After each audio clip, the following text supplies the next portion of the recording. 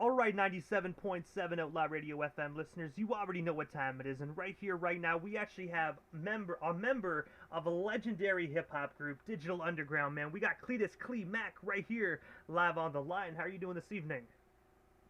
I'm good. I'm good. How you doing today, brother? I'm doing great, man. I'm doing great. I first and foremost have to say quickly before we dive into this, man, thank you for years of amazing music, man. I grew up on Digital Underground, and I've been a fan for many, many years, man. So thank you for just making dope music that we all had the opportunity to enjoy for so many years. Thank you, brother. I appreciate it. You know, that's what we do. We have to. It's important to the culture. But also, man, going back to the very beginning, man, in the early 90s, as we already know, you became a member of the iconic group Digital Underground. I was wondering, what's the origin story behind that? And of course, how did you initially become an original member? Well, the crazy part is that Money B is actually my cousin. That's my bigger cousin. So he was already in the group. I was rapping on my own, doing my own little thing. I wanted to be in Digital Underground since I was 13, 14 years old, but I just didn't get my opportunity yet. And then at a certain point when I turned 15, Money B wanted me to do my own thing. But Money B's dad, my Uncle Bobby, was managing me. So he was able to get me into all of the nightclubs and to perform and get my music done. So Shock got a hold of some of my music. And then one night, I was 15 years old in San Francisco at the club, and Shock, Tupac, and Big Stretch walked in. And he's like, "Well, Clay, what are you doing in here?" I said, "Working on my music career." He was like, "That's funny." He's like, "How you feel about being a lead rapper of this group called Digital Underground?" I was like, "What took you so long?" And I gotta say, man, you definitely, when you actually slid in there, actually on the Body Hat Syndrome record, man, it sounded like you were there from the very beginning, man. You fit in so perfectly with the rest of the guys. I was around from the beginning, but you know, when I signed on board to come on to be a part of that album in particular, I was only 15 years old at that time. And I have to ask, when you said you were around there from the beginning, like, what was it like actually just being around a very young Tupac Shakur? It was amazing. He was like a big brother, an intelligent big brother who had other things to say than your typical people that were walking around every day. It was being around somebody who was dedicated to changing the world. Not a whole lot of people that give up their life to change the world. So it was a difference. I knew Tupac since I was 11, 12. Him and Ray Love started coming around. I met them. They were a group. I met them at around 12. And also, as well, as I brought up a few moments ago about the Body Hat Syndrome record, which I gotta say is my personal favorite record that actually dropped October 5th of 1993, where you actually, as we already know, you just mentioned, became one of the lead MCs on the album. I was wondering if you can tell our listeners a bit more about this classic album, and of course, what was it like just collaborating with the rest of DU on this iconic project? It was amazing. It was fun. Shot Having the opportunity to work with Shock G, who was such a great producer. You know, even as a young kid at that age, I knew who I was working with, and I knew how great the work that he was doing was. So I wanted to make sure that I did my part, and you know, it was a little intimidating when the Shock in the room because Shock has a whole different level of greatness to music. So you know, now you have a musical genius. And a lot of people are great at what they do, but he was a genius. So when you're in a room with a genius, everybody paid attention when Shock was talking because it made sense, even though some things we thought were crazy, but everything seemed to pan out. Like in 1988, you couldn't have told me my group is going to be called Digital Underground. I'd have been like, what are you talking about?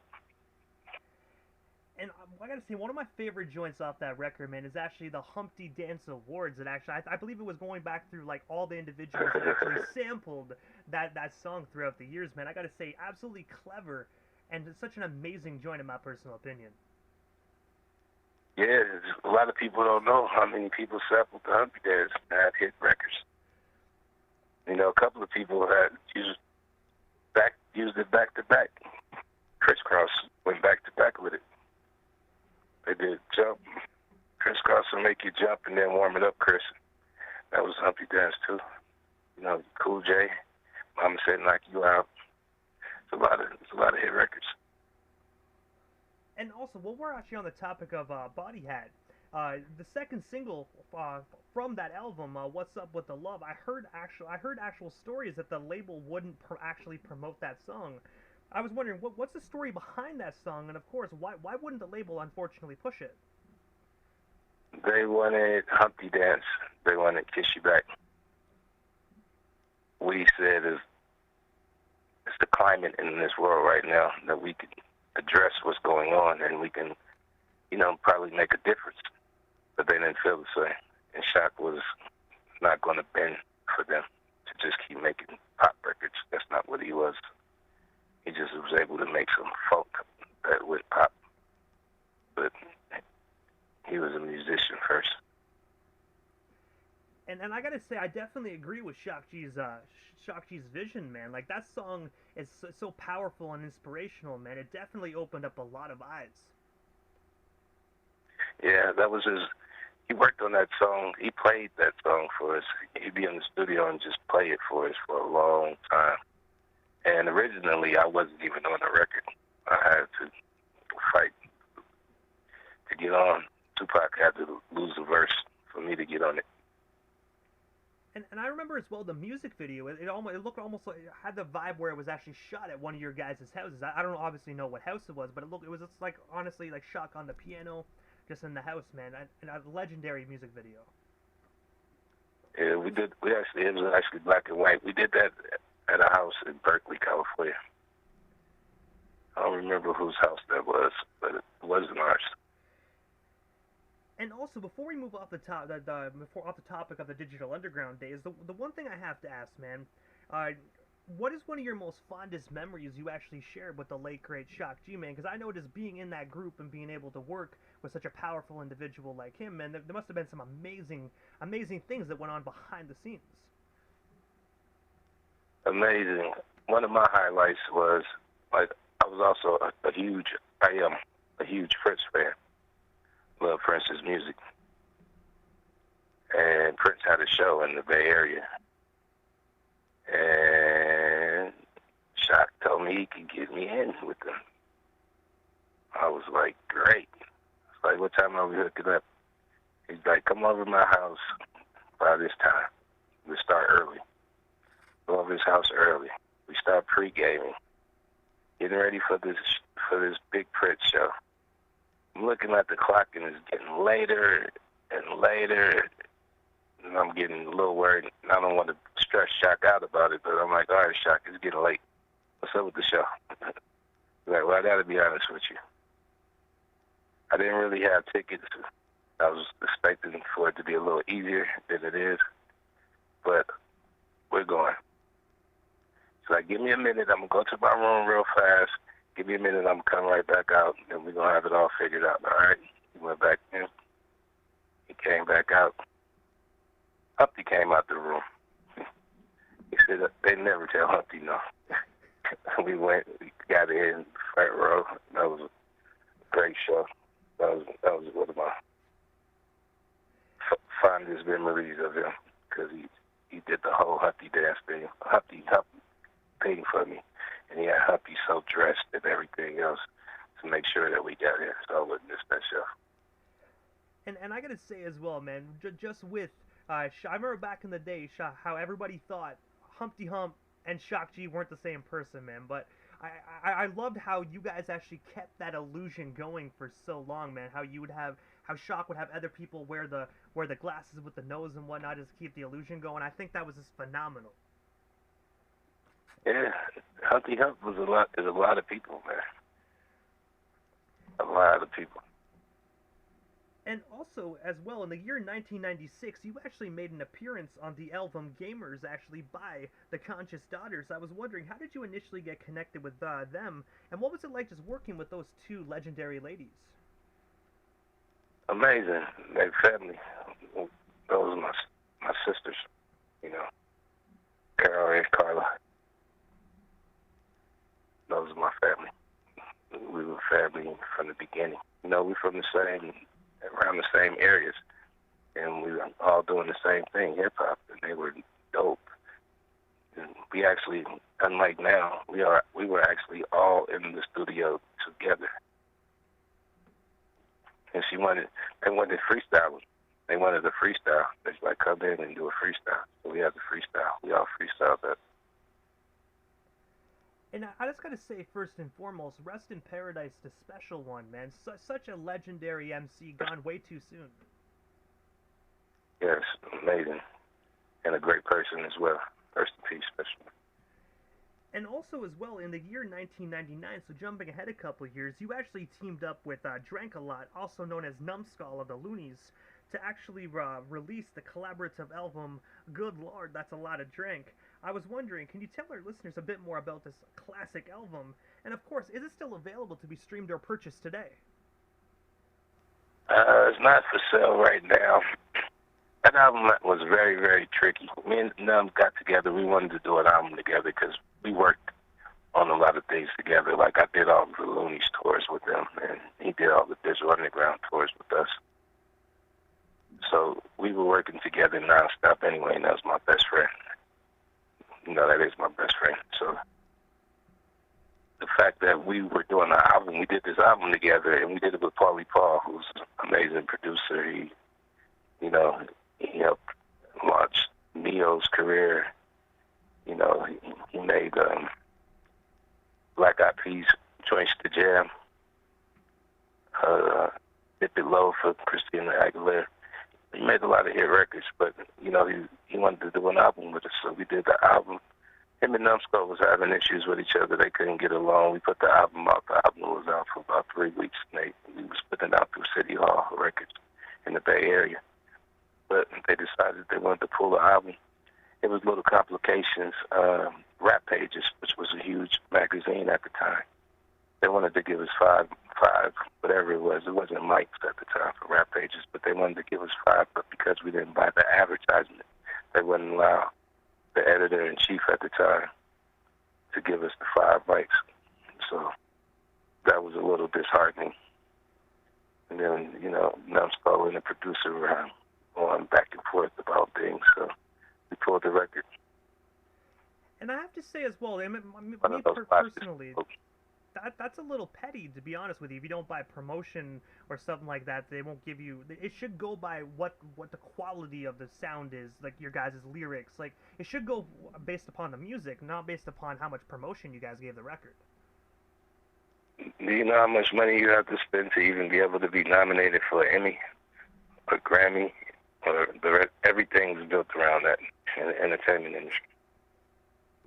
I'm going to be honest, I'm just slowly starting to learn stuff like that, but now that I'm in the industry, I'm starting to notice stuff, and it's like, I still think it should go based upon talent, in my personal opinion. Yeah, of course, people that really value the culture, it's people that value the culture, and it's culture vultures, and it's people that just want to get involved, be on top, is a cash grab. But for some of us, it's a change. It's a way to make a change in our communities.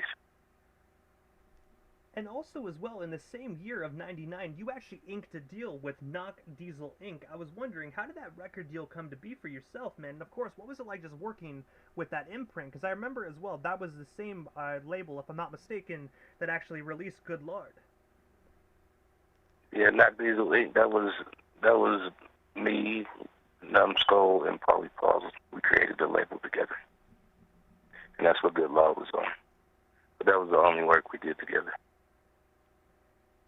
And also as well, jumping ahead, in 2015, Money B actually released a single featuring yourself alongside King Beef and Mr. Mix of the 2 Live crew. I was wondering if you can tell our listeners a bit more about that single.